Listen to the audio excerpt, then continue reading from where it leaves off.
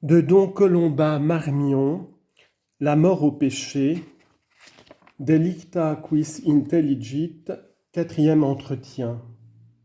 Mais me direz-vous, pourquoi nous parler ainsi? N'avons-nous pas horreur du péché? N'avons-nous pas la douce confiance de ne pas nous trouver dans cet état d'aversion de Dieu? Cela est vrai, et puisque votre conscience vous rend ce témoignage intérieur, ô adressez d'abondantes actions de grâce au Père, qui vous a transporté du royaume des ténèbres dans celui de son Fils. Colossiens 1,13. Qui vous a donné en son Fils d'avoir part à l'héritage des saints dans la lumière éternelle. Colossiens 1,12 à 13. Réjouissez-vous aussi de ce que Jésus vous a arraché à la colère à venir. 1 Thessaloniciens 1,10. Car par la grâce, dit saint Paul, vous êtes déjà sauvés en espérance. Romains 8, 24. Vous tenez même le gage de la vie bienheureuse. Romains 8, 1. Cependant, en attendant que retentisse la parole de Jésus, venez les bénis de mon Père, cette sentence heureuse qui fixera votre demeure en Dieu pour toujours, souvenez-vous que vous portez ce trésor divin de la grâce dans des vases fragiles. Notre Seigneur lui-même nous dit de veiller et de prier, car l'esprit est prompt et la chair est faible.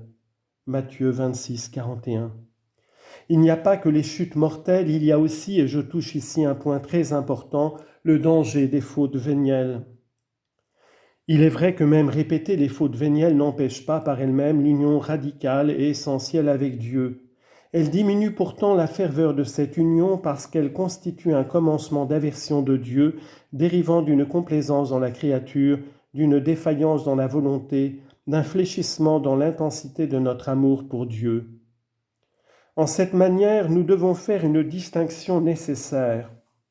Il y a les fautes vénielles qui nous échappent par surprise, qui résultent souvent de notre tempérament, que nous regrettons, que nous cherchons à éviter. Ce sont là des misères qui n'empêchent nullement l'âme de se trouver à un haut degré de l'union divine. Elles sont effacées par les actes de charité, par une bonne communion. De plus, elles nous tiennent dans l'humilité.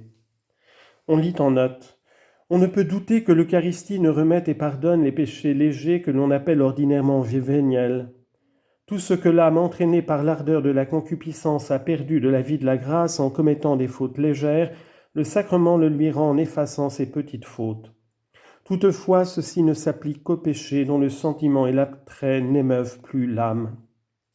Fin de note. Citation du catéchisme du Concile de Trente. Mais ce qu'il faut souverainement craindre, ce sont les fautes vénielles d'habitude ou pleinement délibérées. Elles sont un véritable péril pour l'âme, elles sont un pas trop souvent réel vers la rupture complète avec Dieu. Quand une âme est habituée à répondre pratiquement, sinon de bouche, un non délibéré à la volonté de Dieu, en matière légère puisqu'il s'agit de péché véniel, elle ne peut prétendre à sauvegarder en elle pendant longtemps l'union divine. Pourquoi cela ? Parce que de ces fautes froidement admises, tranquillement accomplies, qui passent sans que l'âme sente du remords à l'état d'habitude non combattue, résulte nécessairement une diminution de docilité surnaturelle, une diminution de vigilance, une diminution de notre force de résistance à la tentation. On lit en note. Nous ne disons pas une diminution de la grâce elle-même. À ce compte, la grâce finirait par disparaître avec le nombre sans cesse croissant des péchés véniels, mais une diminution de la ferveur de notre charité. Cette diminution peut cependant produire dans l'âme une telle torpeur surnaturelle que l'âme se trouve désarmée devant une tentation grave et qu'elle succombe au mal. Fin de note. L'expérience montre que d'une suite de négligences voulues dans les petites choses, nous glissons insensiblement, mais presque toujours fatalement dans les fautes graves. J'irai même plus loin. Supposons une âme qui cherche sincèrement Dieu en toutes choses, qu'il aime véritablement et à laquelle il arrive par faiblesse de consentir à une faute grave. Cela se rencontre. Il y a dans le monde des âmes des abîmes de défaillance comme il y a des cimes de sainteté. Le péché mortel constitue pour cette âme un immense malheur, car l'union divine est rompue. Mais cette faute grave passagère est beaucoup moins dangereuse et surtout beaucoup moins funeste pour cette âme que ne le sont chez une autre des fautes vénielles d'habitude ou pleinement délibérées. Pourquoi donc la première s'humilie, se relève et va se trouver, dans le souvenir de la faute qu'elle a pu commettre, un motif excellent de se conserver et de s'ancrer dans l'humilité, un stimulant puissant vers un amour plus généreux et une fidélité plus vigilante que jamais. On lit en note.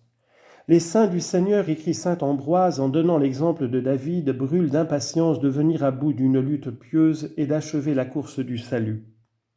Si entraînés par la fragilité de leur nature plus que par l'envie du péché, il leur arrive comme à tout homme de faire une chute, ils s'en relèvent plus ardents pour la course et sous l'aiguillon de la honte entreprennent de plus grands combats. Loin donc d'avoir été pour eux un obstacle, leur chute peut être regardée comme un stimulant qui accroît leur vitesse. Fin de note. Tandis que chez l'autre, les fautes vénielles admises fréquemment et sans remords la constituent dans un état où l'action surnaturelle de Dieu est constamment contrariée.